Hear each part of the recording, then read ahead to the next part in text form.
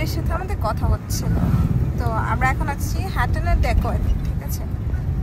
তো ডেকোয় নাকি পুরো শ্রীলঙ্কার মধ্যে খুবই পপুলার একটা জায়গা, যেখানে হচ্ছে আপনার হিন্দু, বৌদ্ধ, খ্রিস্টান, মুসলিম সবাই খুব সুন্দরভাবে বসবাস করছে। এবং এটা নাকি এরকম একটা জায়গা যেখানে কেউ যদি কোনো দ্বন্দ্ব বাধাতে আসে, তার এগেনস্টে নাকি পুরো সোসাইটি, পুরো কমিউনিটি এক হয়ে যায়। এবং রিগার্ডলেস অফ কে হিন্দু, কে মুসলিম, কে বৌদ্ধ, কে খ্রিস্টান, এটা নাকি নোয়ারা এলিয়ার মধ্যে এবং ইনফ্যাক্ট পুরো শ্রীলঙ্কার মধ্যে ডেকয় প্লেসটা এই ধর্মীয় সম্মিলন এবং ধর্মীয় সহনশীলতার জন্য খুবই প্রসিদ্ধ একটা স্থান।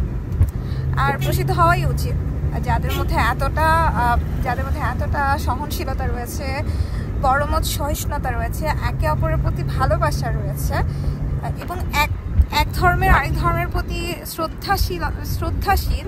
তো সেই জায়গাটা আসলেই প্রসিদ্ধ হওয়া উচিত। আর কিছুর জন্য না হলেও এই একটা ব্যাপারের জন্য হয়তো বা ডেকয় প্রসিদ্ধ হওয়া উচিত।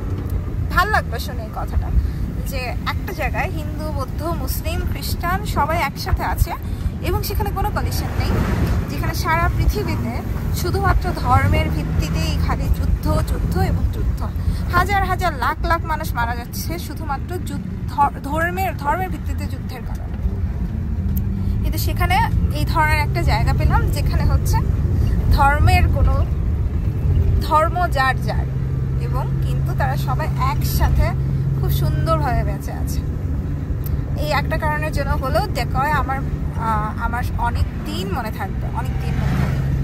এরকমই একটা পরিবেশ আমরা চাই, এরকমই একটা দেশ আমরা চাই। সব সাধারণ মানুষ এরকমই কিছু চায়, যেখানে কোনো ধরনের কলিশন থাকবে না। যাই হোক, চলুন আমরা দেখতে দেখতে যাই নোয়ারা এলিয়ার পথে।